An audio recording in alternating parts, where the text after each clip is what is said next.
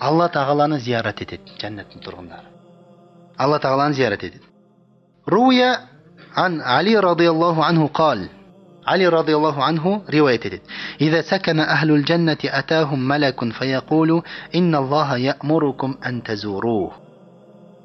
Жәннат тұрғындары жәннатқа кіргеннен кейін бір періште келеді да жәннаттың тұрғындарына айтады: сендерге Алла тағала мені келіп зиярат етсін деп әмір етіп жатыр. Алла тағаланы зиярат. Фаяжтамиун, барлығы жиналады жәннаттың тұрғындары Алла тағаланы зиярат ету үшін. Фая'муруллаху та'ала Дауд алейхи салату вассалам фаярфау саутаху биттасбихи ваттахлил. Сосын барлығы жиналғаннан кейін Алла тағала Дауд алейхиссаламға бұйырады. Себебі Дауд алейхиссаламның дауысы өте керемет дауыс болған.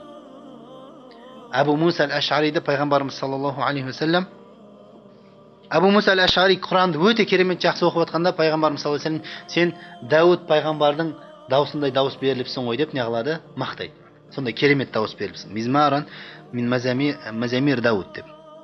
Дауд алейхиссалам тәсбих, тәһлил айтады, айқайлап, өзінің керемет даусымен жәннатта. Сумма тудау маидатул хулд. Сонымен жаңағы мәңгілік дастархан олардың алдына жайылады. Алла тағаланың хұзурына зияратқа, қонаққа барып жатыр. Қалу я Расулаллах, ма маидатул хулд. Сол уақытта сахабалар сұрады: я Расулаллах, ол мәңгілік дастархан деген қандай дастархан деді. Завияту мин заваяха ауса мимма байнал машриқи вал мағриб. Екі бұрышының арасы дейді, мынау батыс пен шығыстың арасынан кең деді. Дастарханның екі жағының, екі бұрышының арасы. Фаютамуна сумма юсқауна сумма юксауна. Қонаққа барды ғой. Бірінші олар тағамданады, содан кейін барып не қылады? Ішеді, тамақ ішеді, одан кейін су ішеді, жаңағы ішеді.